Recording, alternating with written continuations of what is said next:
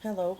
Um, this will be the last video in the segment of four uh, concerning abuse and sexual abuse. Um, I can tell you that talking about these were very hard for me to do, given the circumstance that it brought up a lot of anxiety and bad memories. Um, but I don't mind because sometimes we have to dig deep within ourselves to teach others what it means to be on the other end of it. Now, I can guarantee you that if a person is in any form of abuse, that mentally they're not there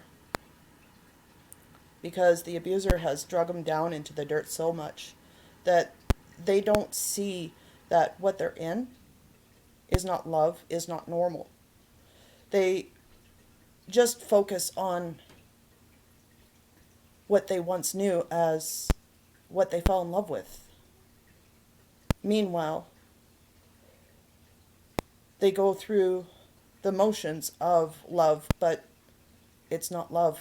They are blinded because the guy or person is a manipulator, a liar, and they will use all kinds of tactics to keep that person with them. And they will also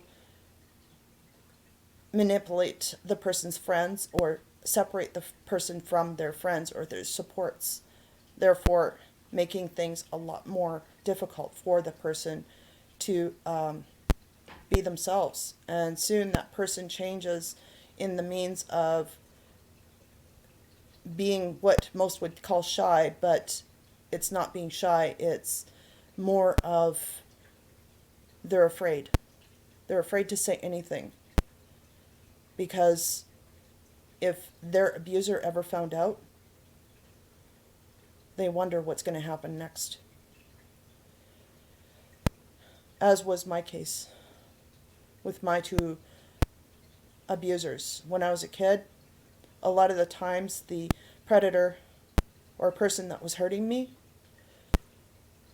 threatened me that if I told anyone that they would hurt the ones that I care about. I was brought up in a time where you respected your elders, and this person was a friend of the family or a family member, and I trusted them, or I was supposed to trust them. And when they did that, they told me, this is our little secret, this is our special time, and if you tell your family, no one's going to believe you, or if you told your family they were going to come after your family, things like that. Quite often, the perpetrator will do whatever it takes to coerce you or force you into something. Just know the ways of the abuser. These people will do whatever it takes to manipulate you to do whatever you want or that they want, even if you don't want it. Quite often, you're too scared to say anything or to even say no. Um,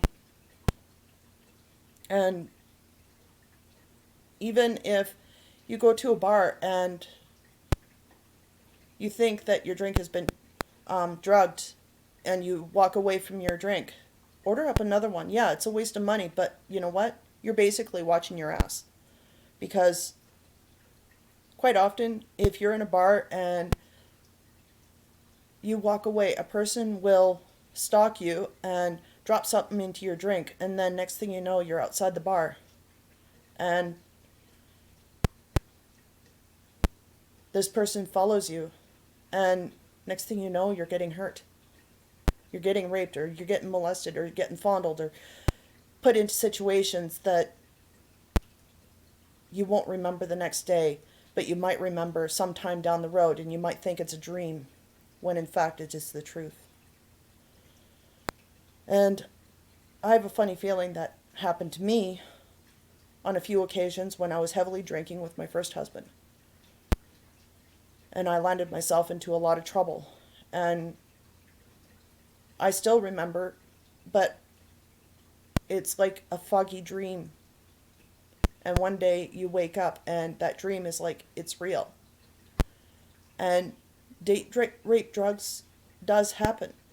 But quite often the date rape drug is a crime for which someone secretly drugs your drink. You take a drink of whatever you ordered, and next thing you know, you may have only had one, but it feels like you've had 10. And you're ready to black out. You stagger your way home because you're high, and this person follows you, and then next thing you know, it's like a bad nightmare. You don't have control over your body. You don't have control over your actions, or you're not able to speak because you can't. It's a nightmare, but it's real, or it feels real. Sometimes a month or a week down the road, you realize that it happens, or it happened to you, and you're not too sure if it's real, but it feels real because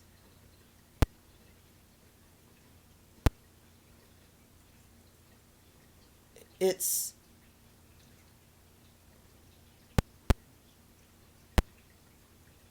scary. And then you feel dirty, and it's a person that takes advantage of you and breaks your trust. I mean, I was in my early 20s when this happened, but trust me, it's not fun to know that you have this memory and you're not sure if it actually happened, but you know it's there. And I have a funny feeling that a part of my anxiety is from that. And I'm going to say that once you have anxiety or you have memories like that, they just don't go away. And you have to tell somebody. So now all of you guys know part of my ugly secret. Because I don't know if it's real, but yet it feels like it did happen. And you girls, yeah, it's better to waste money and know that your drink is fresh than to suddenly feel like you've had 10 drinks, meanwhile you've only had one. And then suddenly have this feeling, this nightmare, this thing hanging over your head, and you're not sure if it happened or not. It's an ugly feeling, and you can't prove it, because that's what date rape is all about. And that could be a stranger that did it to you. It could be your boyfriend. It could be a friend. I'm not saying distrust those that support you. I'm saying be careful.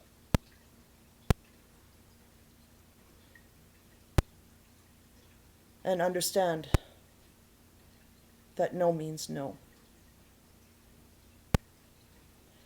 And moreover, when you are too intoxicated or unconscious and the person takes advantage,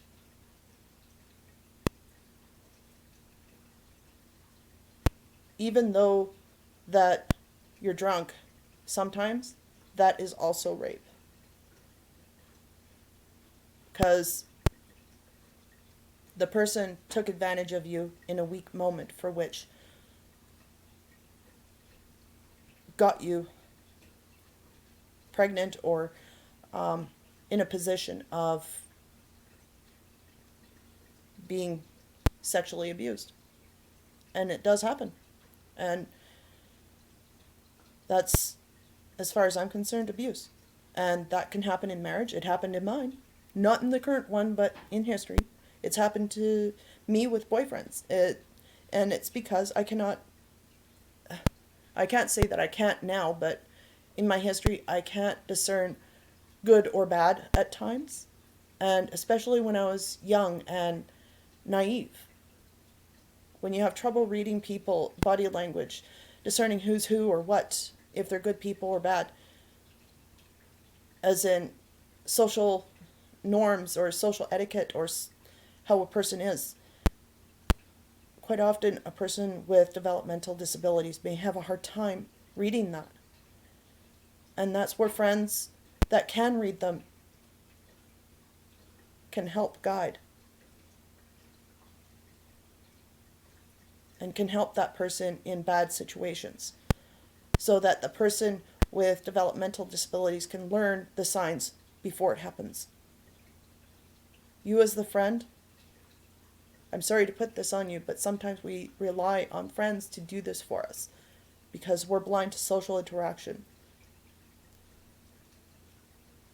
And if you as a person can do it, all the better to teach it. Because if you don't know, how do you protect yourself? Thanks for listening to my videos. I hope they have opened up people's minds a little bit, because it was very hard for me to do. Take care of yourselves out there. Though the world looks pretty, sometimes there's an ugly side to that pretty. Thanks.